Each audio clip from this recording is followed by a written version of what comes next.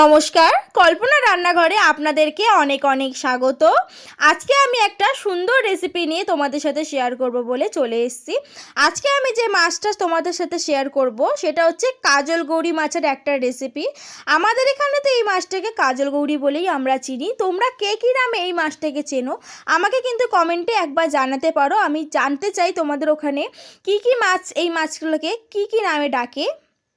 আজকে তোমাদের সাথে এই কাজল গৌরি মাছেরই একটা রেসিপি শেয়ার করব, একটা নতুন।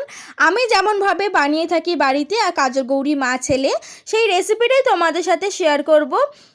আমার এই রান্নার ভিডিওটা দেখার আগে আমার চ্যানেলটা কিন্তু অবশ্যই একটা সাবস্ক্রাইব করে দিতে হবে, যাতে সবার প্রথমে তোমাদের কাছে আমার এই রান্নার ভিডিওগুলো সবথেকে প্রথমে পৌঁছে যায়। এবারে আমরা রান্নায় ফিরে আসি।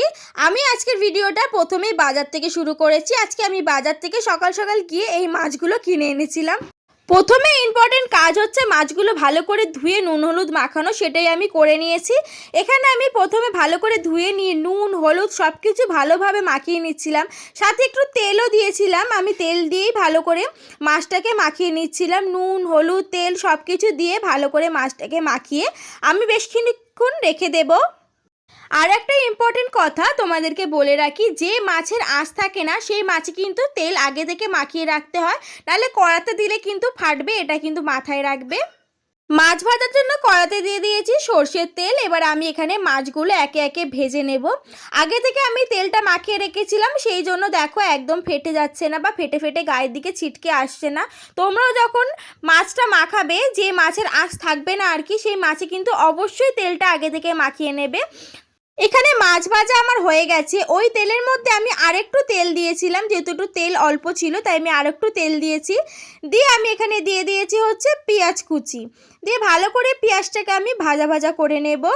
ভাজা ভাজা করে নেওয়ার পরে আমি এখানে দিয়ে দেবো হচ্ছে টমেটো কুচি। আমি এখানে দানা ফেলে দিয়ে টমেটোটাকে কুচি করে নিয়েছি। দানা খাওয়া কিন্তু একদমই ভালো না, তোমরাও চেষ্টা করবে যে টমেটোর দানাটা ফেলে খাওয়ার। এখানে আমি দিয়ে দিয়েছি হলুদ গুঁড়ো, লঙ্কার গুঁড়ো, তার সাথে এখানে দিয়ে দেবো হচ্ছে জিরে গুঁড়ো, তারপরে দিয়ে দেবো হচ্ছে পরিমাণ মতো নুন।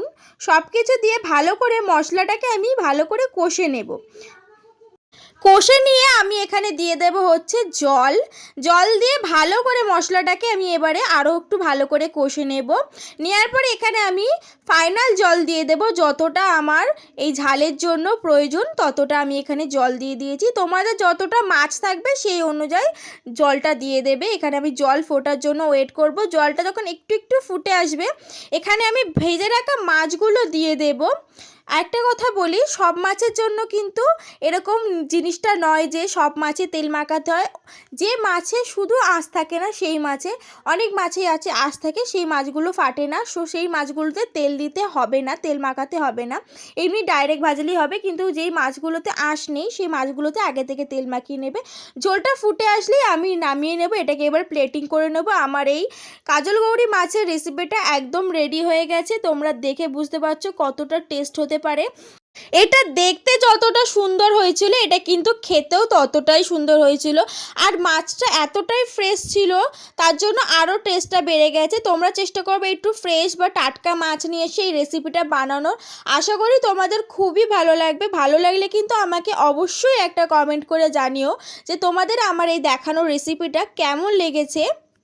তোমাদের সবার কমেন্টই আমি পড়ি বা দেখি। আমার খুব ভালো লাগে যে তোমরা আমার এই ভিডিওগুলো দেখো বা আমার এই রান্নাগুলো তোমরা খুবই পছন্দ করো। রেসিপিটা কেমন লাগলো অবশ্যই জানাবে। দেখা হচ্ছে নেক্সট অন্য কোনো রান্নার ভিডিও নিয়ে। ততদিন ভালো থাকবেন, সুস্থ থাকবেন। ধন্যবাদ। আর চ্যানেলটা অবশ্যই একটা সাবস্ক্রাইব করতে একদম ভুলবেন না।